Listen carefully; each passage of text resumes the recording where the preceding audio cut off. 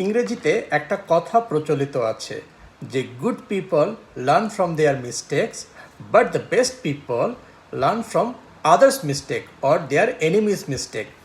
তাহলে ব্যাপারটা কেমন দাঁড়ায় যে নিজের ভুল থেকে শেখা এটা হলো ভালো মানুষদের কাজ, আর যারা সেরা মানুষ তারা অন্যের ভুল থেকে শিখে অথবা তার শত্রুদের করা ভুল থেকে শিখে। এটা কেন? কারণ আমাদের জীবনটা ছোট, আমরা একটা নির্দিষ্ট সময় পৃথিবীতে বেঁচে থাকি, আমরা একটা নির্দিষ্ট আয়ু নিয়ে এসেছি।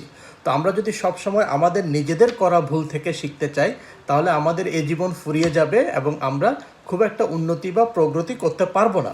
কিন্তু আমরা যদি নিজেরা সব ভুল না করে অন্যের ভুল থেকে শিক্ষা নিই, সেগুলো শুধু শুধু সমালোচনা না করে সেগুলো থেকে নিজেদেরকে শিখে প্রতিষ্ঠিত করার চেষ্টা করি, তাহলে আমাদের যে উন্নতির ধারা সেটা অনেক বেশি ত্বরান্বিত হবে।